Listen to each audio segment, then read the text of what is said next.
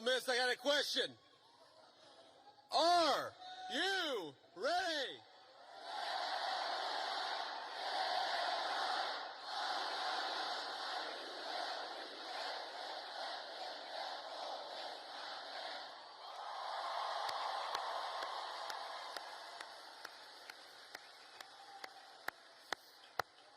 Wow, that was impressive. They told me that would be impressive, and they were exactly right.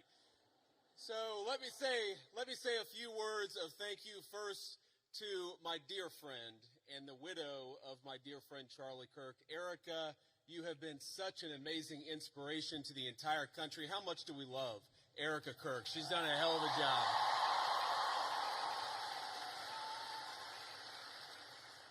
I want to thank, we have a couple of Mississippi senators here. We have both Senator Roger Wicker and Senator Cindy Hyde-Smith. Thank you guys for being here.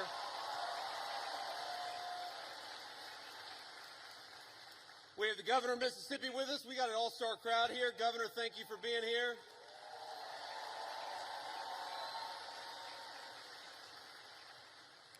And most importantly, we have got over 10,000 students from across Mississippi. We are proud to have you, and we know that you are the future of Charlie Kirk's legacy. So thank you for being here.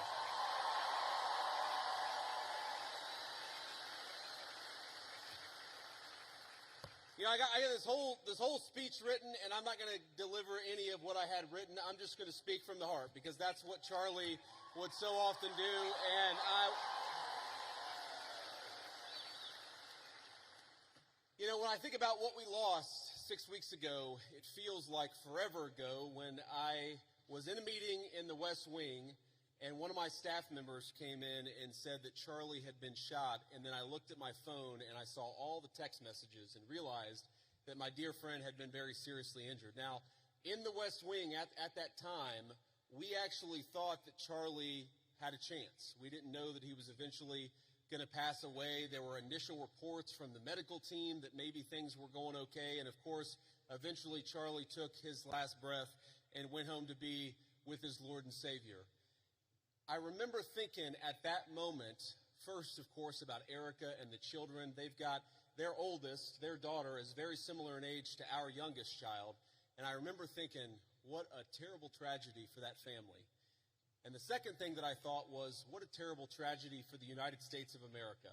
Because Charlie wasn't just a political figure. He wasn't just a guy who went around campus and said very interesting things and hosted all of these debates. He was a person who, particularly to the young people of this country, to all of you, he had the very best advice. And I think that's the most important way for me to honor Charlie, which is to repeat that advice, something I found true in my own life. Charlie wanted all of you, whatever life path you chose, whatever career you chose, whatever you ultimately did for a living, Charlie wanted you more than anything to invest in the things that were worth having, to build a life that was worth building. And that started, the most important advice he ever gave you was fall in love, get married, and start a family. And I can't honor Charlie without repeating that most important advice.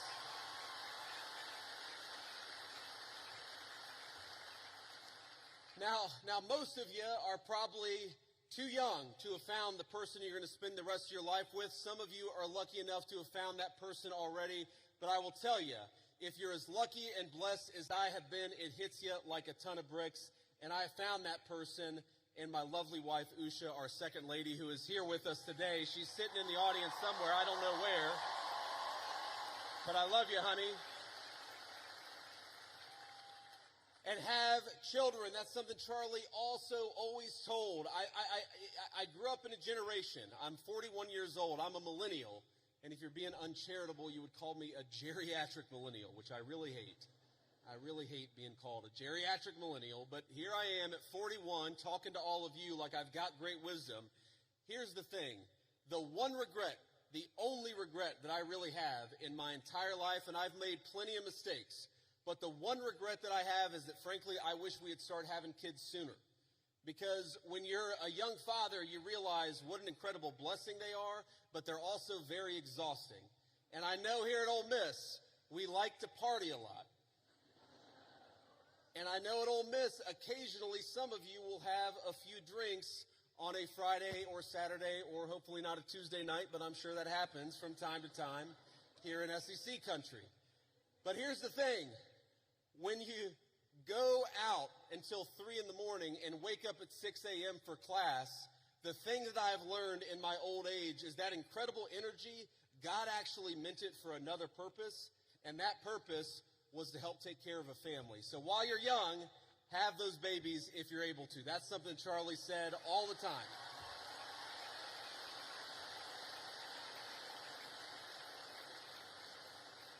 But if you think of that advice, Charlie wanted you to get married. He wanted you to fall in love. He wanted you to build a family. He wanted you to find a vocation. That was the advice that he gave on campuses. But that's not just about you. That's also about our country and about our government. Because while you have the freedom to live life as you so choose, I have got a responsibility as your vice president to make the American dream as accessible as possible. And this is why, my friends, this is why we care about all the things that we care about. Why do I care so much about having a secure border in the United States of America? It's because I believe that when you let in a flood of illegal immigration, what it does is it drives down the wages of young people and makes housing unaffordable for the entire American population. That's why we closed down the border.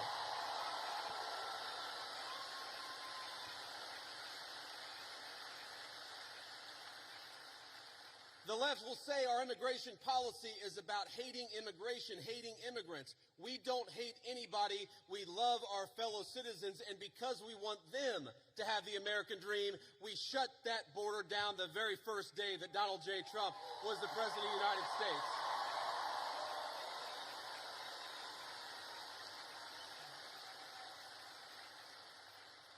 I care about you being able to afford a home, which is why we fought so hard to fix the broken policies of the Biden administration. I want a lot of you, I'm sure there are military veterans in this room right now. I'm sure there are a lot of people who will join the military in the future, and we're proud of you. But part of America First is ensuring that we never ask you to go and do the American people's business unless it is in the interest of the United States of America, and that's how we honor the sacrifice of our troops.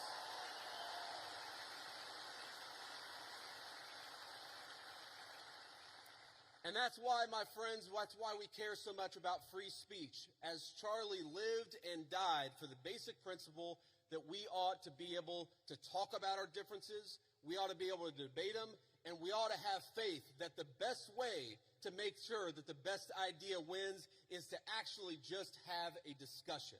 And that is what this event is all about. That is what Turning Points USA is all about.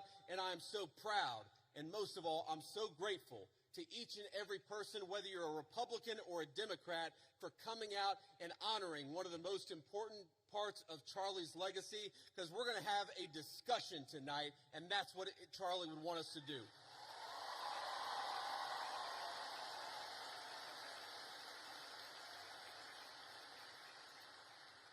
Now, I want to get to questions, and I want to leave plenty of time for questions, but I want to make just a couple of final points about Charlie's legacy in politics. The most important thing about Charlie is that he was a great husband and a great father. Erica told me probably 12 hours after Charlie had been pronounced dead, she was just absolutely devastated. She was unable, you know, if you've ever known anybody who's grieving, sometimes they're unable to even hold a single thought for more than a few seconds.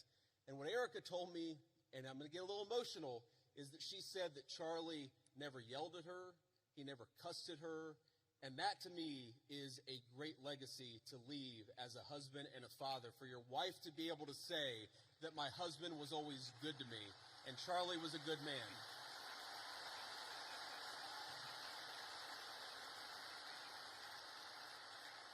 But he also had the legacy of believing in political debate, and he was the most effective person in politics that I have ever seen. And by the way, that's not because Charlie always agreed with me and the president's policies. I remember one time in particular where Charlie Kirk called me, and guys, he was mad. It was one, you know, I wouldn't say the last conversation that I had with him, but it was in the last few months of his life. And he called me and he said, JD, I'm really worried.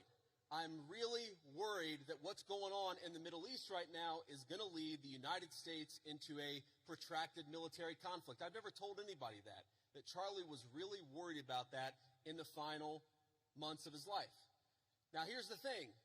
Charlie was so effective and he was so trusted by both me and the President of the United States that when Charlie made that phone call, I didn't say, screw you, you don't know what you're talking about. I listened to him.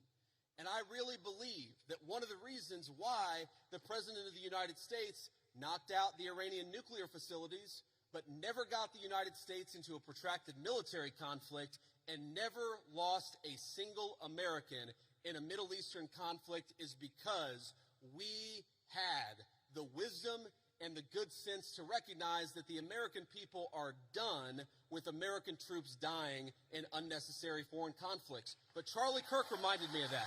Charlie Kirk.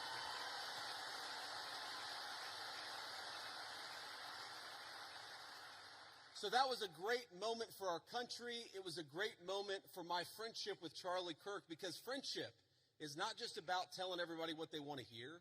It's not just about agreeing with everybody all the time. It's about having the trust in another human being that you can tell them they're wrong and actually encourage them to change their mind. Or in that case, not necessarily even tell us that we were wrong, but make sure that we were thinking about all the options. And of course, under the president's leadership, we were doing exactly that. But Charlie was so good at that. And I think that's one of the ways in which I want all of you to honor your legacy. Obviously, you care about our great nation or you wouldn't be here. A lot of you will go on to become future leaders in business or in politics. A lot of you will run campaigns. A lot of you will work on campaigns. A lot of you will be future leaders. There might even be a lowly future Vice President of the United States in this very room. But here's the thing that I want all of you to remember. Charlie wasn't effective just because he had opinions. A lot of people have opinions. Charlie was effective because he was courageous, because he worked very hard, and because he made his vision a reality. And so if you care about this country, as I know all of you do, don't just complain about social media. Get up and get involved in a campaign. If you want a better policy outcome, even from an administration that you voted for, then get out and get involved and making your voice heard. If you care about this country, love it enough to get involved in the process and how we govern it. That is the only way we are going to save the United States of America, and that is perhaps the greatest contribution that you can make to Charlie Kirk's legacy is getting involved in saving this country. I'm in the fight, and I know every single one of you are with me. God bless you, and thank you for having me.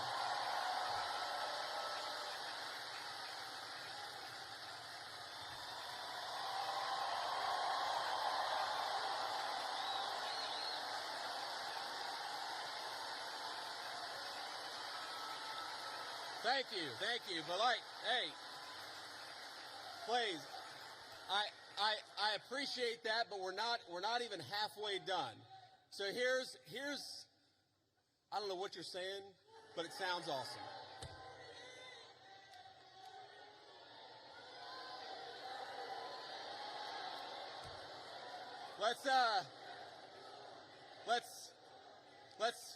Let's not get ahead of ourselves, ladies and gentlemen.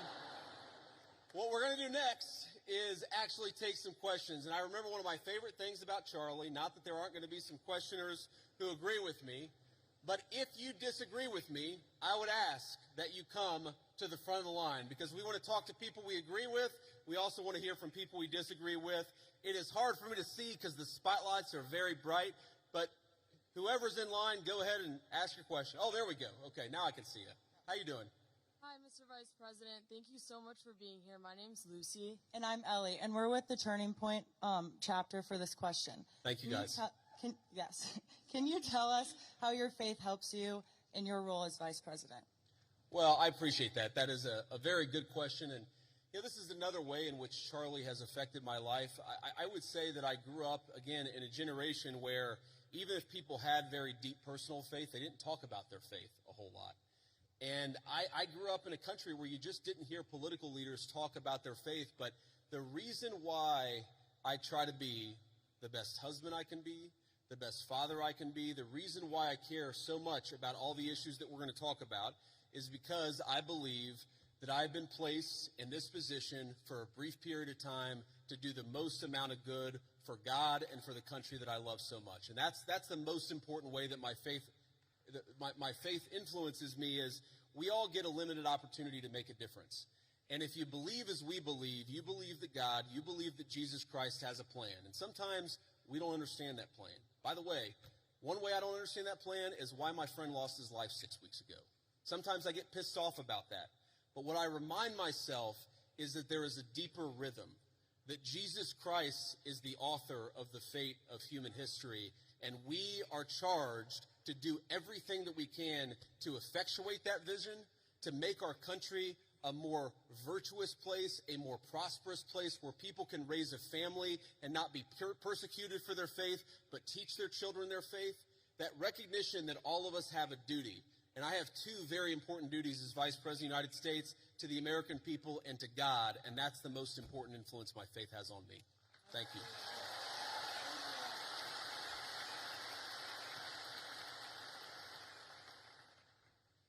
I understand your view on illegal immigration is it should be a top priority, strengthening our southern borders and fighting the massive drug trafficking that's taken place while securing jobs for the working class Americans. Also, deporting every single person who's invaded our country illegally, which I 100% agree on. My question to you is, what is your view on legal immigration? Personally, I have a girlfriend who's studying in America off a visa. Our hope is eventually getting a green card. So what is your view on legal immigration? Should we reduce it? Also, what is your plan for a merit-based system?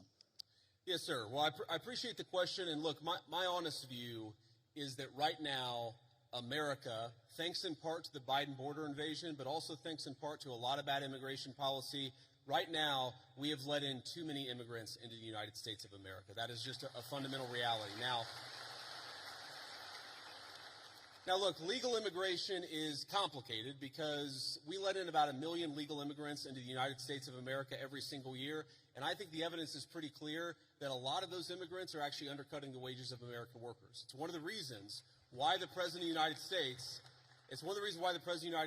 and a lot of us in the administration have encouraged H-1B reform, because if you look at the H-1B visa, what it's supposed to be is that you have a super genius who's studying at an American university, who's working at a great company. You want that super genius to stay in the United States of America and not go somewhere else. What it's actually used to do is hire an accountant at a 50% discount to an American citizen.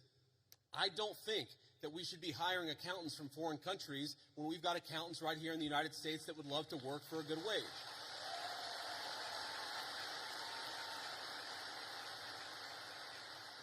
Now, you asked about, I think, your girlfriend, you said, and I obviously don't know the full details about your situation, but my view is, look, there are people who want to come to the United States of America, and some of them, I'm sure, can enrich the United States of America by coming here, but we have got to get our overall numbers way, way down. Too many people have come into the United States of America. I am married to the daughter of immigrants who came to the United States in the 1980s. I do believe that some immigrants, many immigrants do in fact enrich the United States of America, but here's the problem. We don't even know how many illegal aliens we have. We don't even know. The best guess is probably 25, 30 million people. I've heard estimates as high as 50 million. When something like that happens, you've got to allow your own society to cohere a little bit, to build a sense of common identity, for all the newcomers to assimilate, the ones who are going to stay, to assimilate into American culture. Until you do that, you've got to be careful about any additional immigration, in my view. Thank you, sir. Thank you.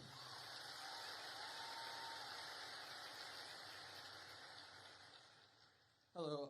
I have a question about Israel and Trump's policy towards it. Do you think it's a conflict of interest for Miriam Adelson, an Israeli donor, to give millions of dollars to his campaign and then Trump have pro-Israeli policies? Well, if you're asking, do I think the President of the United States has a conflict of interest? No, I do not, because I know how the President of the United States makes his decisions, and I see it behind the scenes. Now, as the President himself has said, Miriam Adelson, who, by the way, I know, and I have a very good relationship with her, she is very clear about the fact. She doesn't hide the fact that she really loves Israel, and that is part of what motivates her political giving. That is a reality. At the same time, the President of the United States is America first through and through. And let me give you just a couple of examples of this. Number one, we have heard from some pro-Israel voices, some people who really love the state of Israel, that they don't want us to have a relationship with certain Middle Eastern countries. Well, the president, his attitude is, we need to build relationships with any country where we have shared interests, and he's going to do it if it's in the interest of the American people, and he's done exactly that. Number two, there were people, and I remember this criticism of the President of the United States. I just raised it in the context of a conversation that I had with Charlie.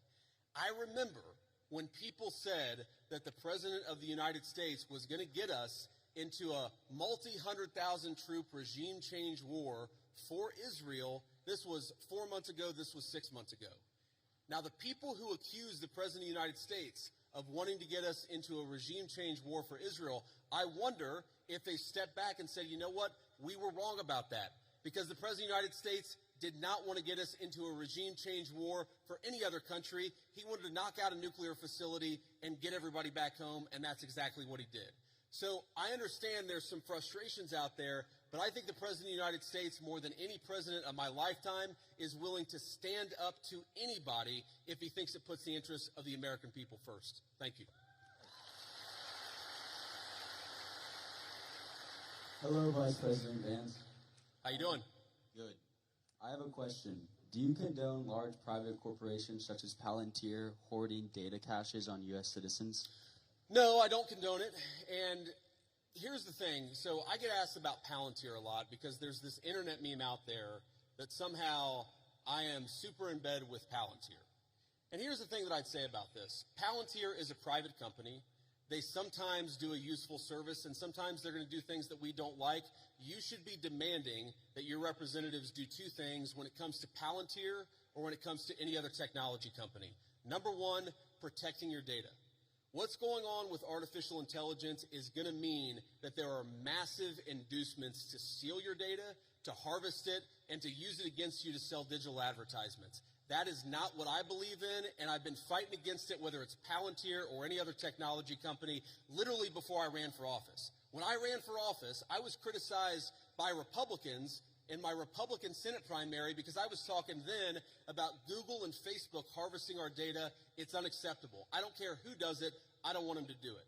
Number two, and this is also very important, what's going on with artificial intelligence, we got to be worried about large-scale surveillance, okay? Everything. You asked about Palantir. Do you know that every time you make a credit card transaction, the credit card companies are collecting data on how you spend your money? Do you know that every time you linger over a link on the internet for more than a half second, the search engines are collecting data on you so that they can sell you advertisements? One of the biggest questions for American policy over the next 10 years is how to ensure that you are a sovereign citizen. And you cannot be a sovereign citizen if any private corporation or any government can steal something from you that belongs to you. Yes, sir. Thank you. Thank you.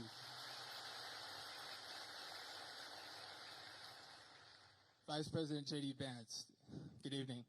Thank you. My question is, the Republican Party, they stand for the right to bear arms. A lot of things the founding fathers really made a priority. Sure. And I feel as if requiring Christianity in public schools goes against the founding fathers' wish of freedom of religion. What do you think about that? Well, I guess who is saying that we require Christianity in public schools? Just from what I've seen on the media and the news, it seems like the Trump administration had wanted to make praying in schools and Christian values incorporated.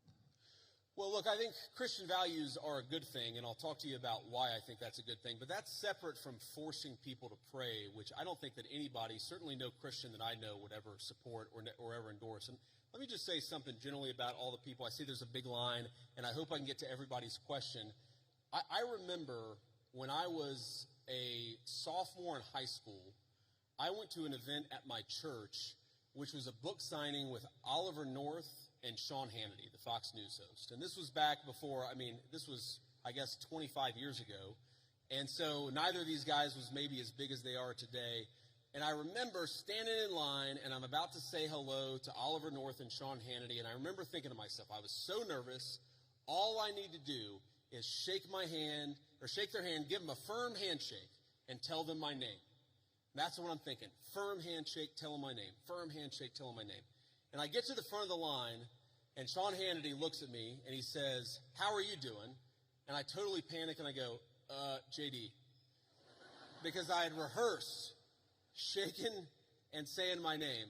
My point is, I admire your guys' courage, and please don't be nervous. If you need to work through a question, think about it, speak it. We're all here to have a nice conversation, and we're all supportive of it.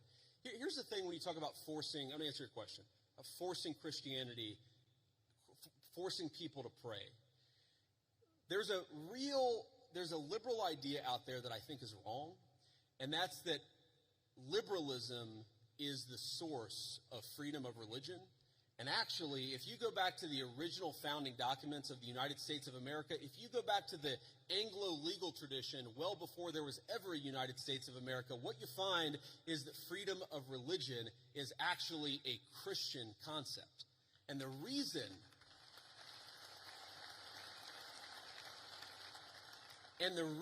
it's a Christian concept is very simple.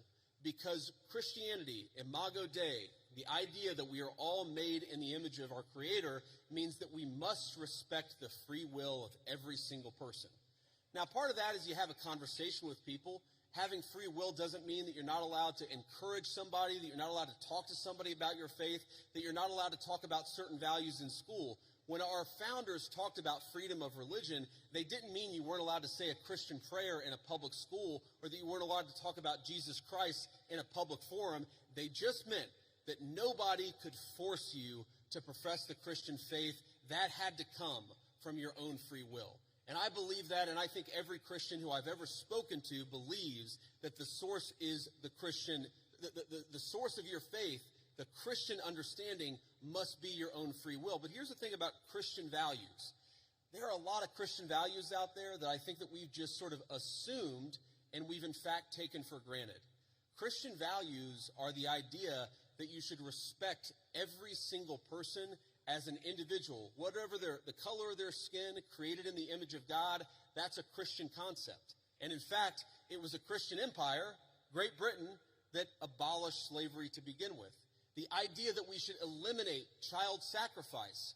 What did the Christian settlers find when they came to the New World? They found a lot of civilizations that were murdering babies in weird religious rituals. It was Christianity that said we don't kill children just because they're somehow inconvenient to people.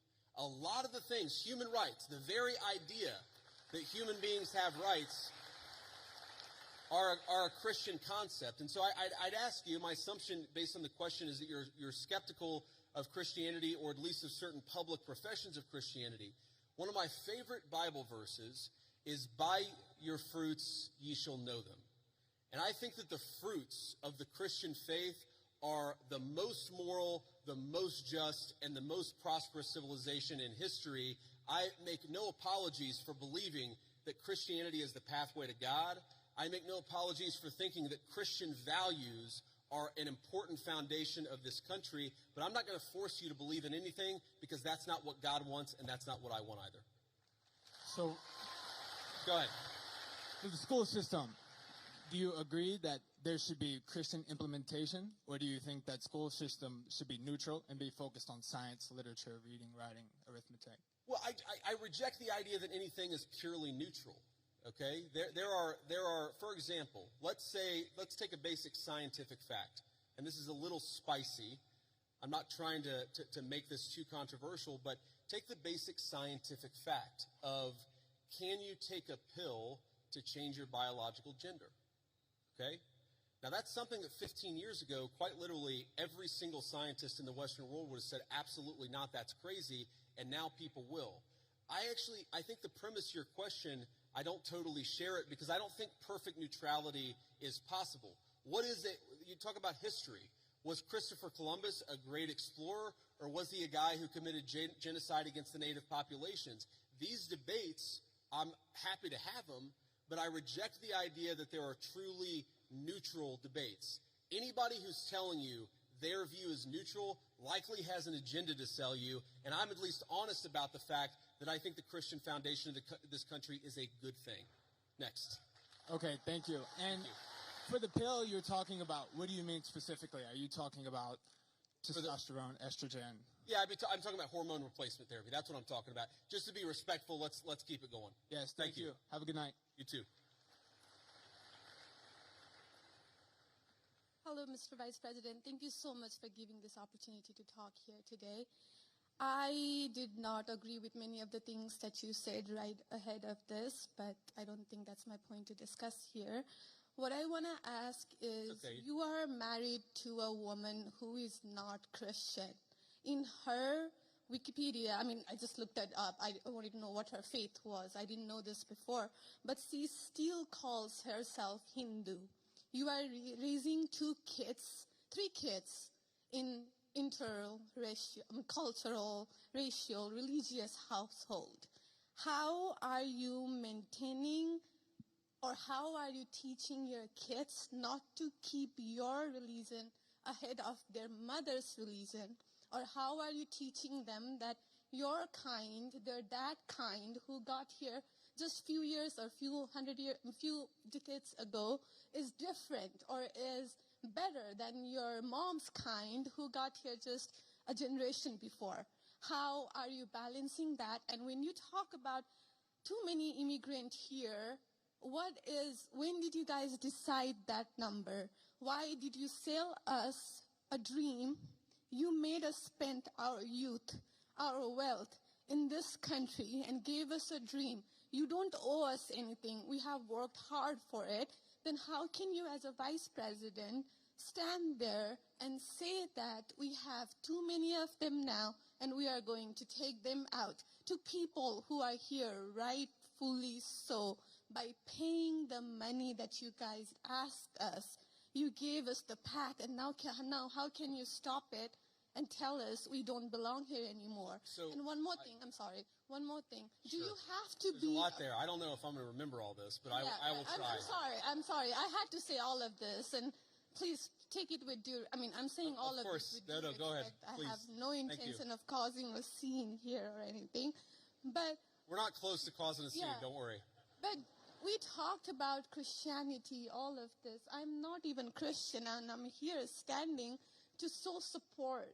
Why are we making Christianity one of the major things that you have to have in common to be one of you guys, to show that I love America just as much as you do?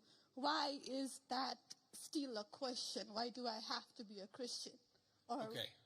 So there was a lot there, and I'm going to try to respond to as much of it as I can. So on the question of immigration, so first of all, I can believe that we should have lower immigration levels, but if the United States passed a law and made a promise to somebody, the United States, of course, has to honor that promise. Nobody's talking about that. I'm talking about people who came in violation of the laws of the United States of America, and I'm talking about in the future reducing the number of people.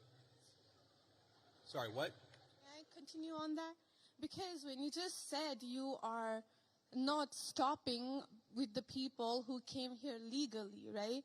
But you are pushing out policies that hurt us. And these policies are not even solving the problems. These policies are just creating chaos. No, ma'am. Okay, so again, I'm gonna finish answering the question, and then if I've answered all 9 of your questions in less than 15 minutes, then we can keep on going. We got to have a little fun, right? So here's the thing. I can believe that the United States should lower its levels of immigration in the future, while also respecting that there are people who have come here through lawful immigration pathways that have contributed to the country. But just because one person or 10 people or 100 people came in legally and contributed to the United States of America, does that mean that we're thereby committed to let in 1 million or 10 million or 100 million people a year in the future? No, that's not right. We cannot have, but I'll go and finish. We cannot have an immigration policy where what was good for the country 50 or 60 years ago binds the country inevitably for the future. There's too many people who want to come to the United States of America, and my job as vice president is not to look out for the interests of the whole world. It's to look out for the people of the United States.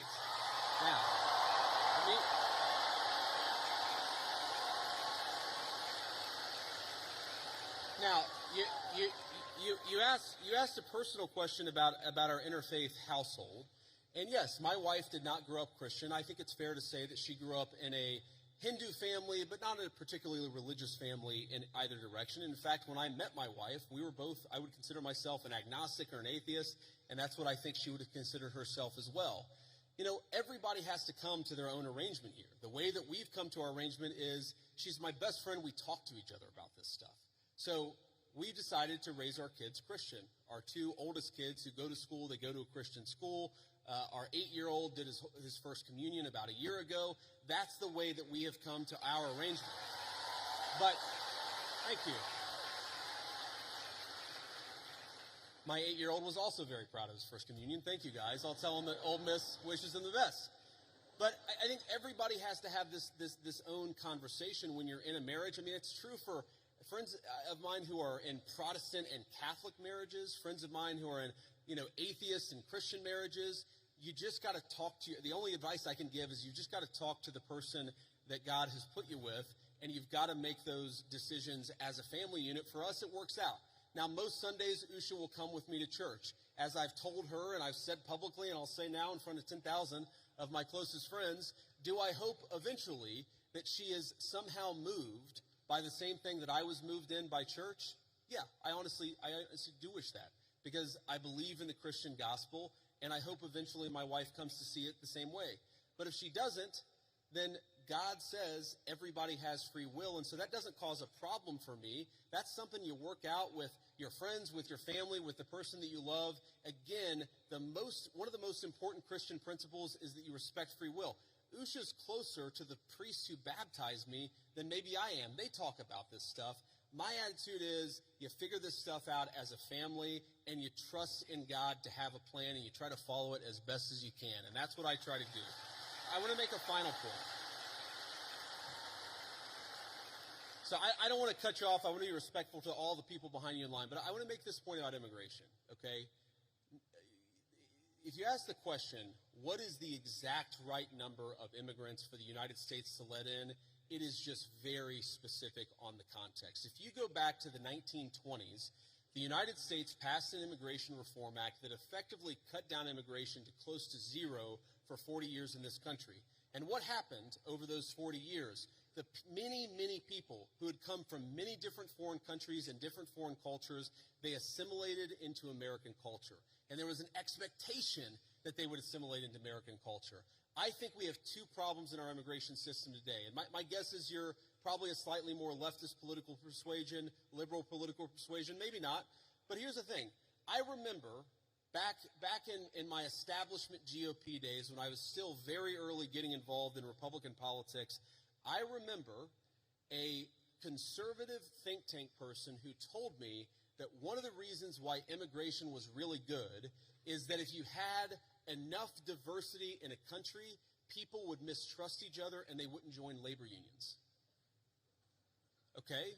So when I see a lot of left-wing people who theoretically support organized labor saying we need to flood the country with a limitless number of immigrants, they're unwilling to set any limitations on it. My response to that is you are destroying the very social trust on which American freedom and prosperity was built. And that is really important to me. So the honest answer to your question, what is the exact number of immigrants America should accept in the future? Right now, the answer is far less than we've been accepting. We have got to become a common community again, and you can't do that when you have such high numbers of immigration, which is one of the reasons why we have the immigration policy we do. Thank you. Next.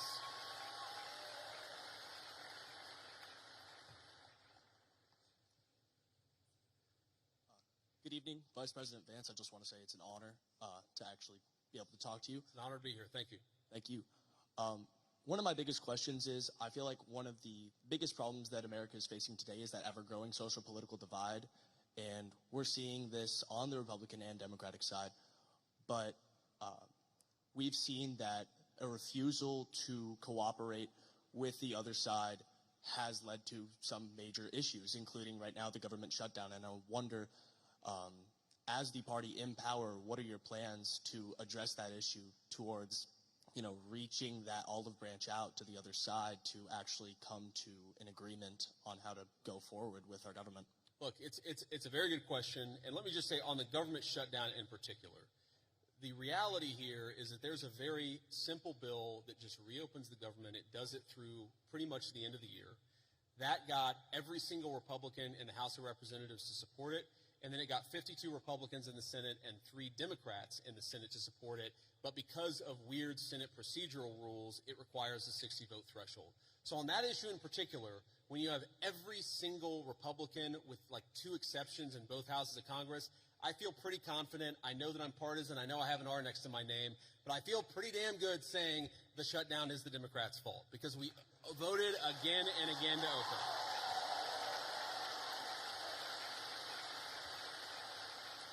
Now, but there's a broader question there, and I think most Americans, whatever their political persuasion, would actually like the country's political parties to work together better to solve the problems. And look, and I agree with that. And my approach when I was in the United States Senate was to try to find some issues where we could agree with the other side on and try to work with them on it. And let me give you one example. I really worry about concentration in the corporate sector. I worry about big corporate monopolies. I worry that when you have only 1 or 2 companies dominating an entire sector, it's bad for liberty and it's bad for prosperity. So you may be shocked to hear this, but I actually worked with Elizabeth Warren on some anti-monopoly stuff when I was in the United States Senate. But here's the problem. The problem is there is actually a lot of things where we could work across the aisle.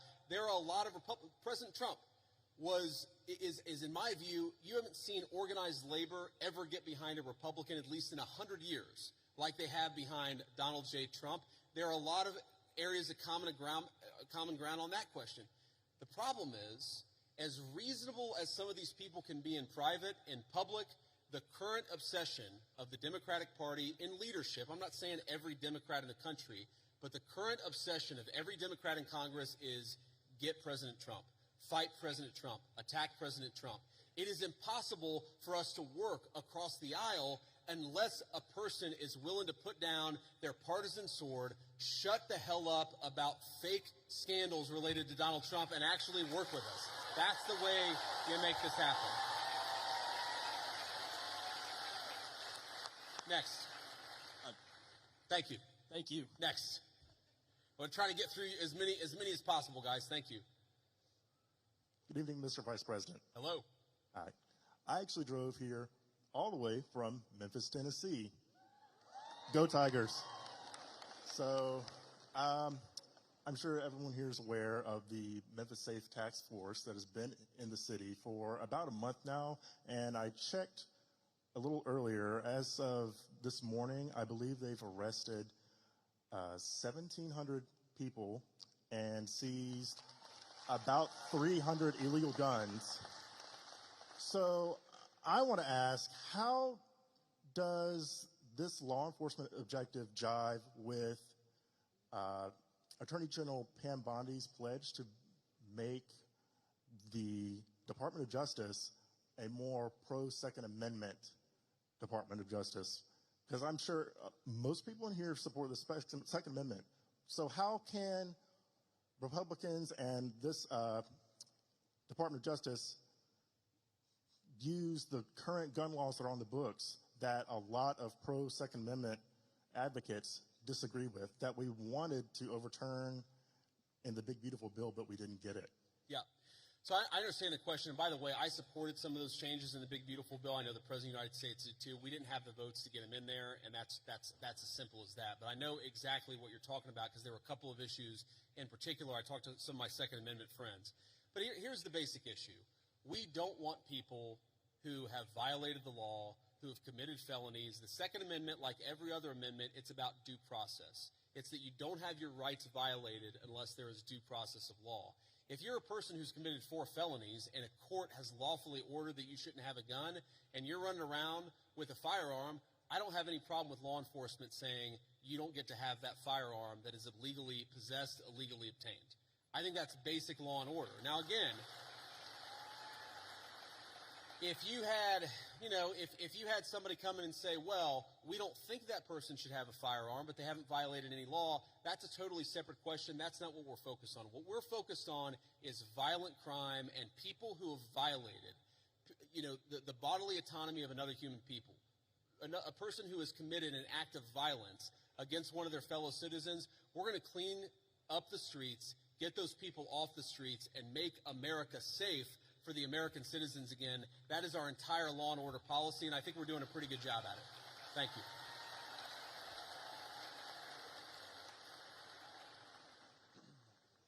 Thank you for the opportunity to speak.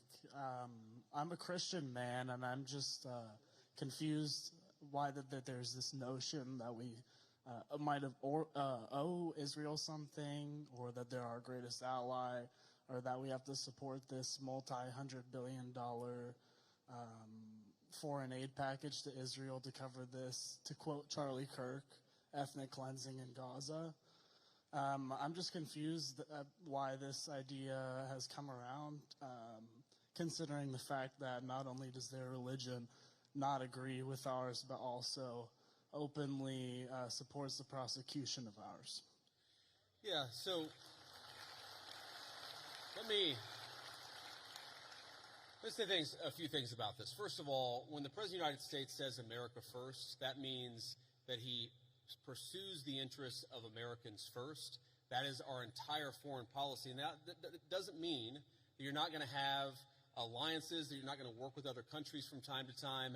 And that is what the President believes, is that Israel, sometimes they have similar interests to the United States, and we're going to work with them in that case. Sometimes they don't have similar interests to the United States. And this example, the most recent Gaza peace plan that all of us have been working on very hard for the past few weeks, the President of the United States could only get that peace deal done by actually being willing to apply leverage to the state of Israel. So when people say that Israel is somehow manipulating or controlling the President of the United States, they're not controlling this President of the United States, which is one of the reasons why we'd be able to have some of the success that we've had in the Middle East. Now, you ask about, sort of Jews disagreeing with Christians on certain religious ideas. Yeah, absolutely. It's one of the realities is that Jews do not believe that Jesus Christ is the Messiah.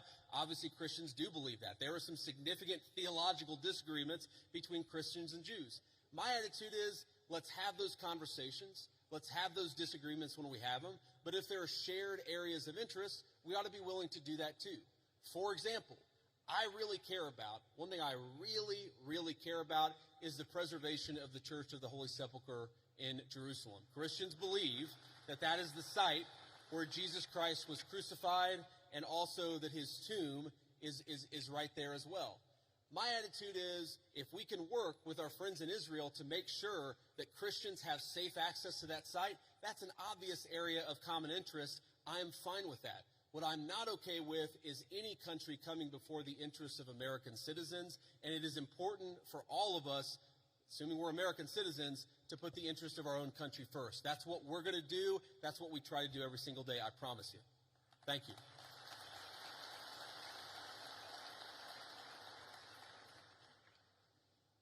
Hi, Mr. Vice President. I'm the president of our pro-life organization here at Ole Miss, Rebels for Life.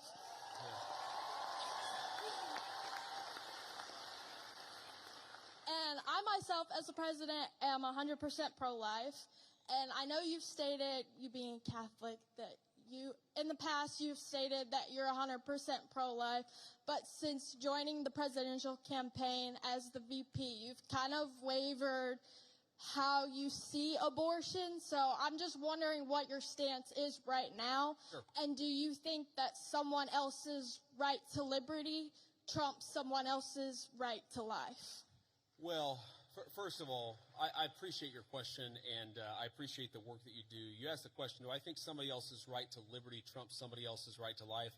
No, I do not. I, in fact, do not believe that. Now, you said, and I'm going to take issue with something you said, just the premise of the question, which is that I've wavered on the pro-life issue. I really do believe that the president has been the most pro-life president in the history of the United States of America. Now, that said, there are two things that I think we have to keep in mind here. Now, one is the very, very hard question of, when we talk about our abortion policy, there are some very, very difficult edge cases. There are cases where you've got, an 11-year-old girl who was raped, who it would be unsafe for her to bring the baby to term. You've got situations where, bringing a baby to term would cause serious bodily harm, maybe death for the mother. That's one of the reasons why we believe in the exception in these cases where you have, again, they're edge cases, they're rare. I think the pro-abortion community would have you believe that's 90% of abortions. That's not true. But we got to be honest about the fact that there are some edge cases. The second thing I'd say about this is that we have to be prudential and practical in what can get accomplished. And there may be disagreements about what exactly that is, but if you look at the pro-life victories that the President of the United States has been able to achieve, he's been able to achieve them because he has worked within the system that we have. If your attitude is you are going to pursue the most aggressive pro-life option, even if it means you lose every election and every outcome means that you're going to be in a situation where the Democrats have abortion on demand up to the moment of birth to the very end. You've got to work within the political constraints that we have. Now, here let me just say something about this. And somebody asked me earlier about my Christian values. And one of the points I made is that when the settlers came to the New World, they found a very widespread child sacrifice. I imagine there are some people who don't agree with my view on the pro-life issue. Let me just make an observation. If you go to historical archaeological sites where there were brothels, and the two oldest businesses in the world are gambling and prostitution, so there were brothels even in very ancient civilizations. If you go back to ancient brothels and you dig up the bones of the women who were working in these places, you will very often find a lot of children who were buried with them. And the answer is that whenever a society decides to discard innocent babies, they also don't treat their women very well. And whenever a society mistreats its women, it is very often the babies who come right after that. There is a reason why Christian civilization ended the practice of child sacrifice all over the world, and it's one of the great accomplishments of Christian civilization. I believe that we should try to be protecting every unborn life. There's a question of exactly how we do it, but I would never say that anyone's right to life should be sacrificed. Thank you, ma'am.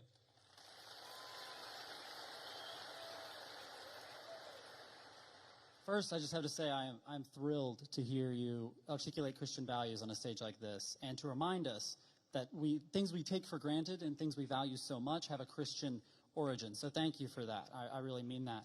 However, so much of liberalism, by the way, so much of the far left is a sort of, if you really pay attention to it, it's a kind of perverted version of Christianity. Like, there's nothing wrong, of course, with focusing on people who are disenfranchised, for example. That's the focus of liberalism. But if you completely separate it from any religious duty, any civic virtue, then that can actually become, for example, an inducement to lawlessness. You can't just have compassion for the criminal. You also have to have justice, too, which is why I think that a properly rooted Christian moral order is such an important part of the future of our country. But sorry, I interrupted you. Go ahead. All right, amen. Absolutely. Now, as much as I hope and pray that we can be a nation of Christians, the idea of a Christian nation scares me. So I'd like to hear your feedback on a pretty nuanced argument here, that perhaps there should be a wall of separation, as at least one of our founders advocated, between church and state at the national level. However, that line can and should get blurrier as we descend to the community level. And perhaps that is actually the system, the structure that our founders gave us when they said Congress shall make no law establishing a religious body. However, states did have close relationships with churches at that time. Yeah. Do you think that is a rationale that works? Do you think that is the way we should implement around these Christian values? So this is a very nuanced point, and I want to just make sure that everybody's kind of on the same page here. So if you go back to the First Amendment, it doesn't say separation of church and state. It says Congress shall make no law respecting an establishment of religion. But if you go back to the founding time, there were actually a number of states that had formally recognized churches. So there was the Anglican Church of Virginia. That was the official state church of Virginia.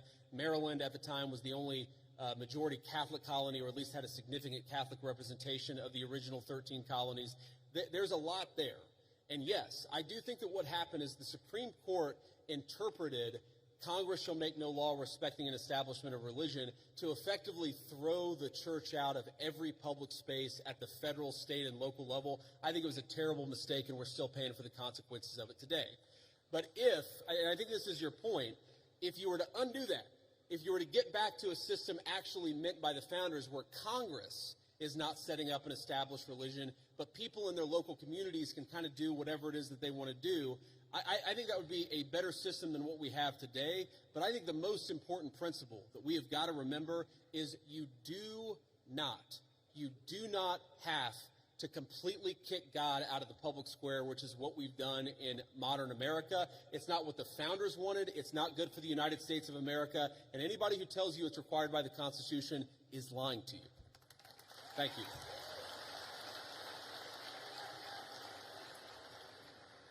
Hello, JD. How you doing today, man? Good. How you doing? In the wise words of Ricky Bobby, I don't know what to do with my hands. Don't feel bad. Neither do I half the time, man. Okay. First off, yeah, laugh it up. Okay, first off, I just want to say I am a huge supporter of the Trump administration. I was 3 months too late to vote for you guys, but if I could have, I would have. So I'm a huge supporter of you guys before I make my argument. But there is something you guys are doing that is kind of disturbing me a little bit. Okay, go ahead. Thank you. You guys have sent the military into Washington, D.C. and a few other cities that I can't think of off the top of my head, which, first off, they've had wonderful results. No one can deny the results of that. It's wonderful. Some might even say the greatest. I'm a comedian. I like this guy. Who is this guy?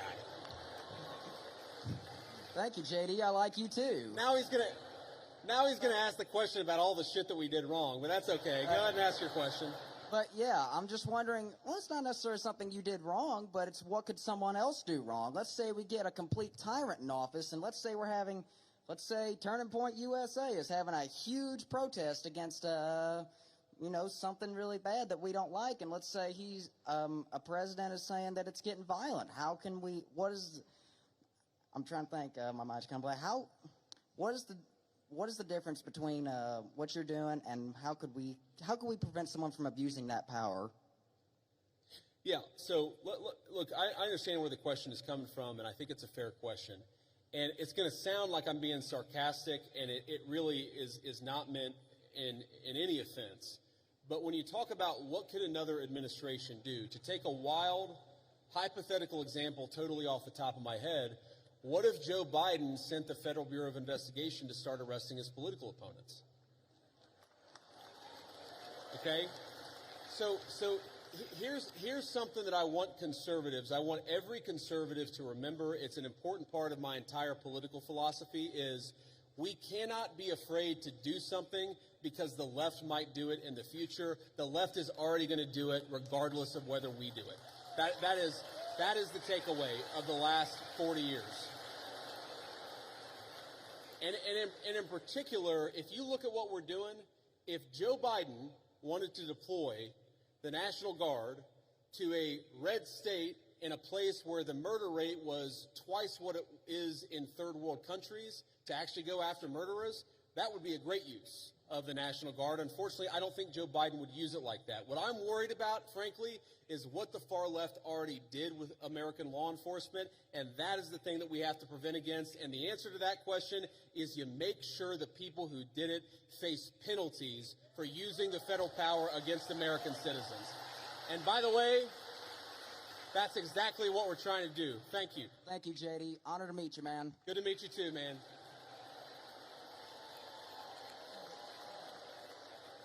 This will be the last question. Ricky Bobby, 2048. That's who I'm voting for.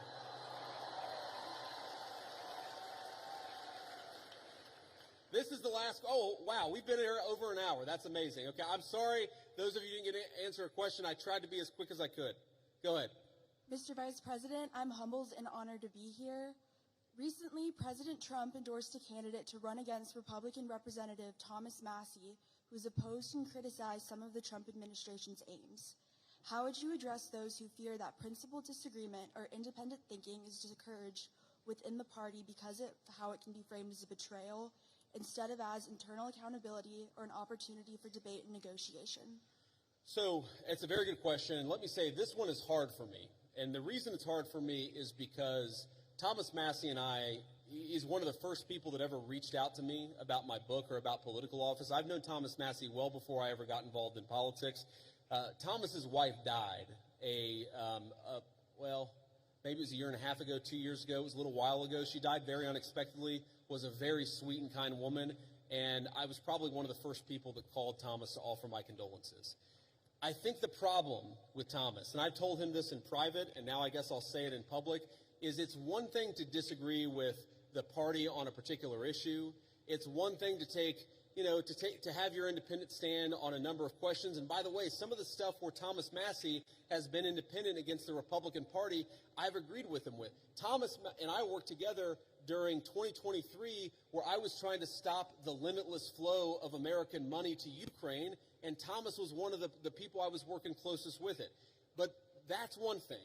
Being independent, having your own opinions is one thing. Voting against the party on every single issue, you're eventually going to make too many enemies. And that is the problem that Thomas has had. It's not one issue. It's not 3 or 4 issues. It's that every time that we've needed Thomas for a vote, he has been completely unwilling to provide it. That is why the President of the United States has trained his ire on Thomas Massie. It's because we can never count on him for some of the most difficult votes. I wish that weren't the case. I say that as somebody who's known Thomas well before I got into politics, but politics is politics, and when you always vote against the party, you can't expect the party to actually back you.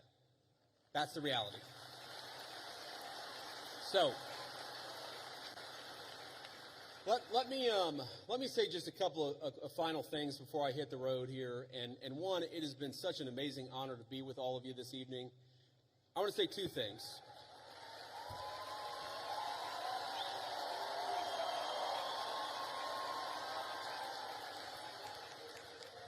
I want to say 2 things. Number one, when I was back in my agnostic days and I was thinking about returning to my faith, I remember talking to a friend of mine and actually talking about, a number of things. And he said something to me that was really interesting. And I was talking about all the things that were going wrong. I was looking to the future. I was talking about everything that was broken in the world. And I said to him, things are just really, really dark. And he stopped me in my tracks. He said, JD, you're right. There are a lot of things that are really dark out there, but despair is a sin. Now, I know not all of you are Christians, but for the Christians out there, I think that it is very important to remember that despair is actually a sin. It's okay to disagree. It's okay to criticize. It's okay to think that things aren't going well with a particular issue, but we are called to never give up hope. But I think one of the critical lessons of Charlie Kirk's life to his dying breath, this was a man who never lost hope in his Creator and never lost hope in the United States of America. So let's remember that and carry that forward as a way to remember.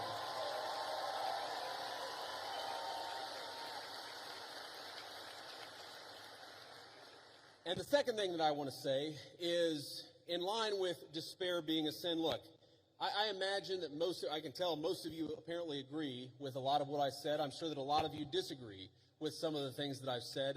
That's okay. We don't need in our political movement people who agree with us on every single issue. We got a couple of questions about Israel. We got a couple of questions about the National Guard deployments.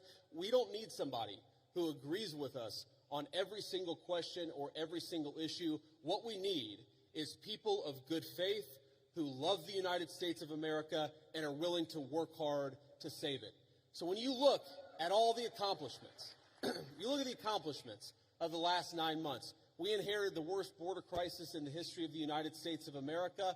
We shut down the border, and net immigration is 2.5 million lower today than it was in 9 months. That means the total number of people that have been sent out of this country is 2.5 million. We have 2.5 million fewer illegal immigrants than we had.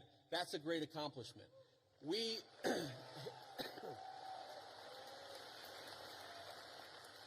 We inherited a terrible affordability crisis from Joe Biden, and I'm not going to tell you everything's perfect because it was a real bad situation that we inherited, but inflation is consistently below economists' expectations, and we are chipping away at it every single day. We inherited an economy where we had the largest trade deficit in the history of the United States of America. In 9 months, Donald Trump's tariff policies have cut the American trade deficit by over half. That means we're making more of our own stuff, and we're actually employing American workers to do it. And all that is to say that very often Charlie Kirk would call me and he would say, not attaboy, but he would say, do more, do more, do more. And I listened to Charlie because he was a dear friend and because I knew that he loved this country. My point is, the best way in your life to honor Charlie Kirk's legacy, it's not to despair, but to hope in the future of this country. If you disagree with something, then get involved in the movement to save this country. If you think that we could be doing more, then pick up the phone and get involved in the effort to change our minds and change the future of the United States of America in the process. My friends, the rebels of Ole Miss, despair is a sin. Do not give in to despair. Let's keep fighting to save the United States of America. Thank you, and God bless you.